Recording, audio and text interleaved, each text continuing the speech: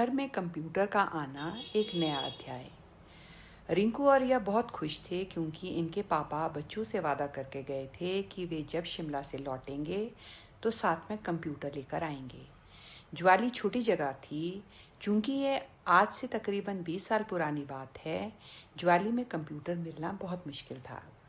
बच्चों के पापा को कंप्यूटर का बहुत ज्ञान था और उन्हें ऐसा लगता था कि शिमला में कंप्यूटर ज़्यादा अच्छे मिलेंगे, पर हमें यह अनुमान न था कि वह कंप्यूटर इतना बड़ा होगा। कंप्यूटर के साथ और भी दो बड़े बड़े डिब्बे थे। इनके पापा अपनी छोटी कार मारुति से शिमला गए थे और जब वापस आए तो कार की पिछली सीट और डिक्की तो कंप्यूटर और उसके साथ के सामान से भरी थी। हमने यह कंप्यूटर जैसे तैसे उठाकर घर में रख लिया था। हमारे पास 3 बड़े कमरे थे जिसमें से एक में यह कंप्यूटर रखा जा सकता था।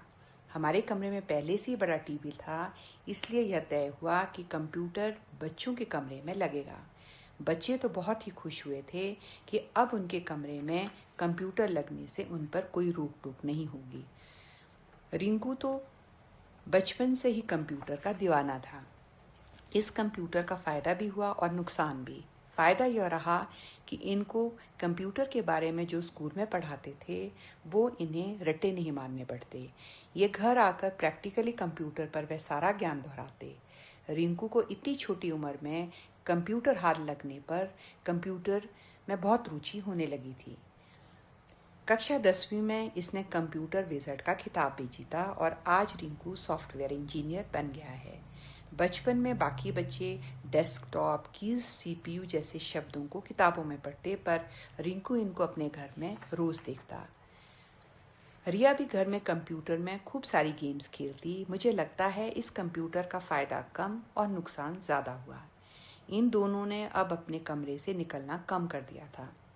वे स्कूल से आते ही कंप्यूटर ऑन कर देते।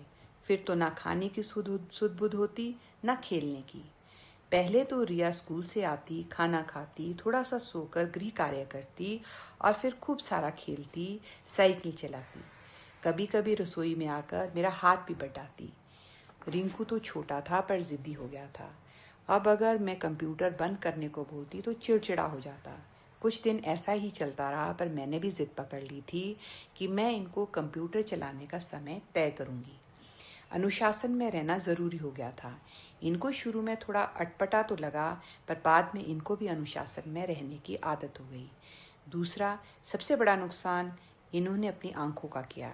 हमारे घर में किसी को भी चश्मा नहीं लगा है। कंप्यूटर पर बहुत देर तक बैठने से आंखों की रोशनी पर बुरा प्रभाव पड़ता। इसका असर आज तक है। हर साल इन दोनों के चश्मों के नंबर बढ़ते ही रहते हैं। अब तो कंप्यूटर के साथ साथ मोबाइल की तरंगें नुकसान करती हैं। डॉक्टर का कहना था कि कंप्यूटर पर बैठे रहने से बच्चे दूर की वस्तुओं को कम देखते हैं, इसलिए बच्चों की दूर की नज़रें कम हो जाती हैं।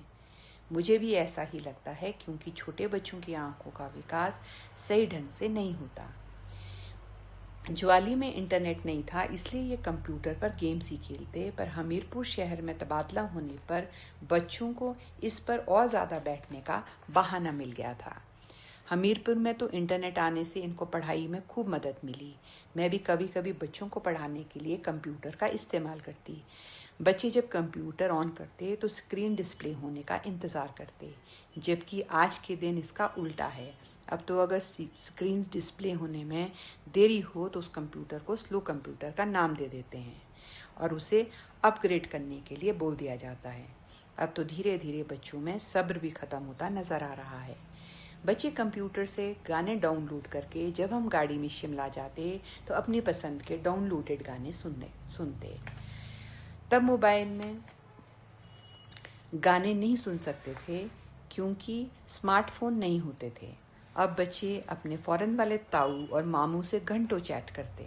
उस समय फ़ॉरेन कॉल करना बहुत महंगा पड़ता था, इसलिए चैट की सुविधा होना एक बहुत अच्छा ऑप्शन था। इस तरह से हमारे पहले कंप्यूटर ने हमारे घर के एक कोने में अपने लिए जगह बना दी थी। अब यह कंप्यूटर कम और घर का एक दोस्त लगने लगा था। मैंने इसी कंप्यूटर पर रिया और रिंकू को टाइप करना सिखाया था, जो बाद में इन दोनों के बहुत काम आया। आज भी रिया और रिंकू अच्छी टाइपिंग स्पीड के साथ टाइप करते हैं।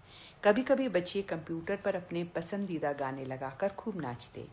मुझे इनका कंप्यूटर बंद करके उसको प्यार से कपड़ों से ढकना भी खूब याद है। बस अब फ़र्क इतना है कि रिंकू और रिया धीरे धीरे अपनी छोटी साइकिल और मेरे हाथों की उंगलियों को पकड़कर घूमने की जिद करना भूल गए थे, क्योंकि कंप्यूटर को इन्होंने अपना नया दोस्त बना लिया था। आज सिर्फ इतना ही। कल मिलते हैं रिया और रिंकू के बचपन की नई कहानी के साथ। नमस्कार।